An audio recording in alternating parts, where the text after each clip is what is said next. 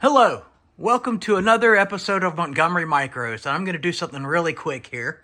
Of course, we got John, as usual, with us. And I have had this computer for a long time because I love these IBM full towers. And I have never even turned it on.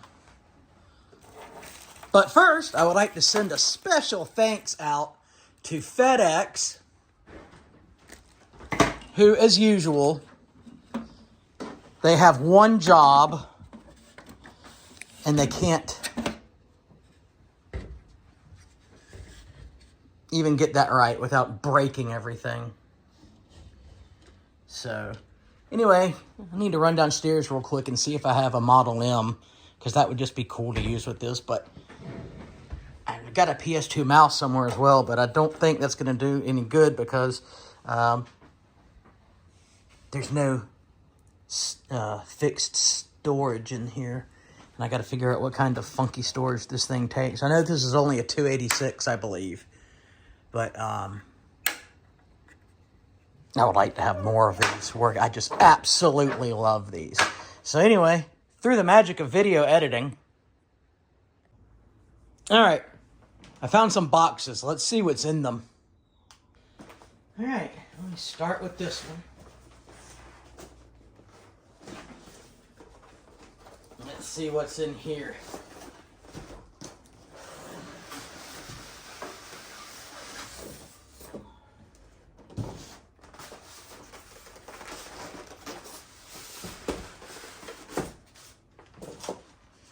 Nice.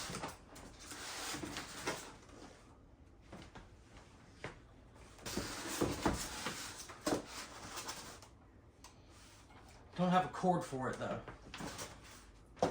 But I've got another box so we can see what's in the other box too. IBM Enhanced Keyboard and Mouse. So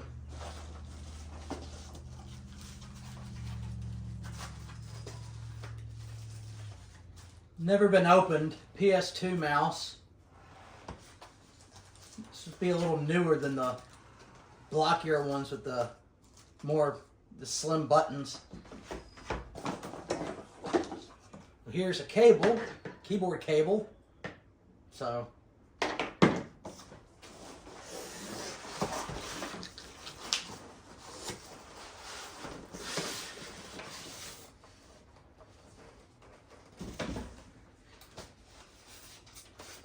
here we have another. Trying to see when IBM Corp 1984. So I wonder how old this thing really is. Either way, let's just try. We'll try this one since it's already out. Never have too many Model M keyboards, you know.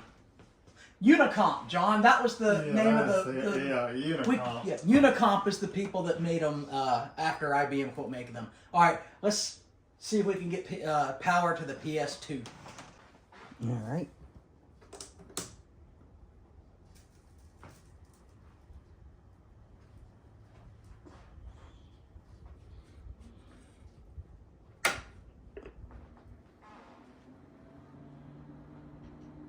Okay, that's a good sign.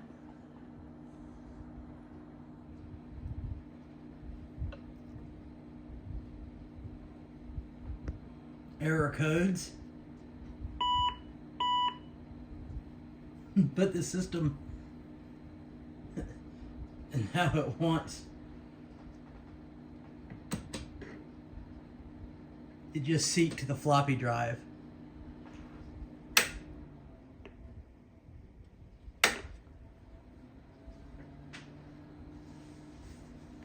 I've got a DOS boot disk downstairs that I use on my PS2 L40SX. Let's see if it'll work on this thing.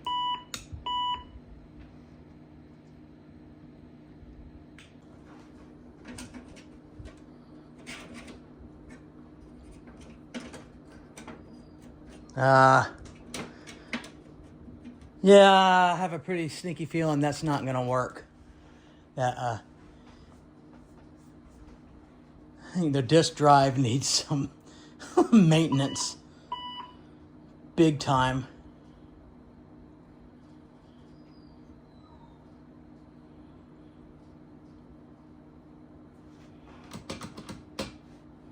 All right, so the disk, the drive isn't even, well, it might be getting better now. I was going to say, one of my Patreon supporters, D.S. Matthews, goes back to from when I was a little kid, and he lived across the street from me and worked for IBM, and I was 19, or he was 19, and I was in the 5th grade, so of course I was always hanging out with him. He was letting me pester him to death, and he gave me a bunch of these drives when I was little. I wish I still had some of them now. I've got another PS2 over there. I don't know if the drive's interchangeable, but I know this isn't going to do it.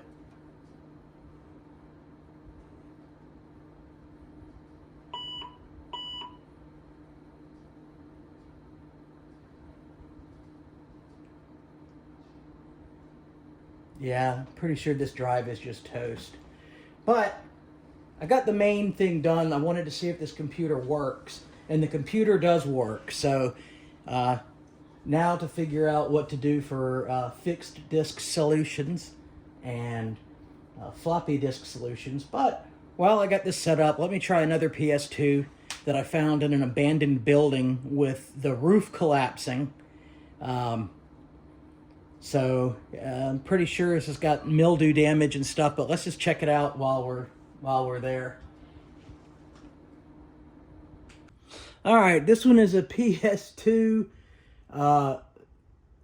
58, 56 or 58 486 SLC2.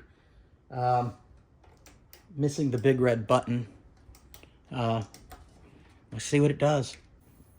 All right, we might get smoke from this one. Nothing.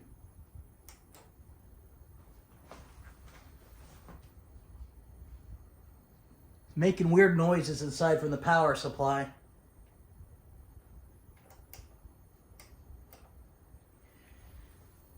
Bet there's some kind of dead short on this.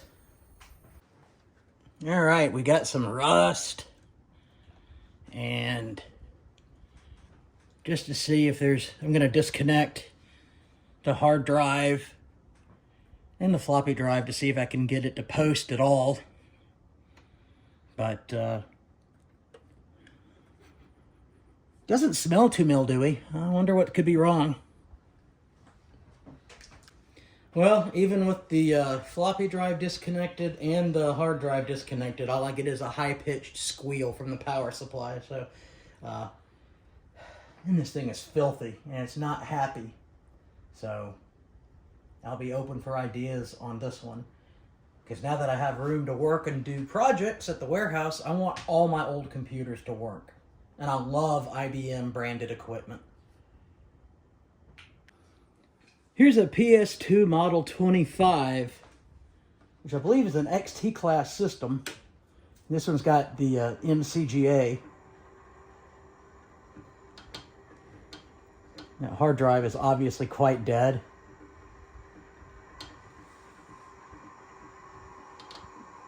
I don't know why the screen is that's not right. The last time I turned it on, the geometry and everything was okay on the screen.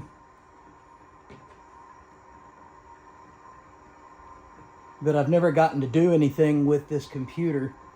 I know it's not going to be able to boot, but from the hard drive. Let's see if that disk that I have will do anything. I'm going to pause. Nope. Keyboard error. I wonder if I have it plugged into the wrong PS2 port. Let me turn it off, reboot it, and try on the other PS2 port. This display stuff is worrying me. One thing that's interesting is on the back of this computer, It's got a it's got two male 25 DB25 ports, and I wonder what the one of them's obviously a parallel port, but I don't know what the second one is. And I also think the PS2 that I showed before this one, I think it had external SCSI port built onto the motherboard. Not 100% certain, but it looked like it was a SCSI port on the back, which would be cool. 1701 is hard drive, I know, but okay, well, it took the F1 key this time. No, it just went into basic. I wonder where the adjustments are on the screen, though. Alright, well, again, another one that needs work, but not all is lost on it. DS Matthews, I'm counting to hear a whole bunch of your wisdom on this series, on this video. Alright, I have a couple of other PS2s. I have the laptop PS2 L40SX, which works. I've already done a video on that one. I'll link to it in the description. And then I also have the EduQuest. I forget which model it is, but I've also done a video on it, I believe, which I will also include in the description. But it's either a 486 DX280 or a 486 DX4100. And I remember I couldn't leave well enough alone, and I tried to put a CD-ROM drive in it and just wound up screwing stuff up, and I trashed the operating system. Anyway, so I need to do a redo project on that one too to get it going. So any tips or tricks, advice on what to do with any of these IBMs, certainly open to it. I really want that tower to work, and I actually want to find another tower. I think they made one in the 486 variety, I think. They probably made several of them, but I'd love to get a higher end PS2 full tower. So thank you for watching, and tomorrow we are going back to continue going through the vintage Macintosh collection at the warehouse with Robert. So there will be more of those up for sale here really soon. Have a good one. Thank you.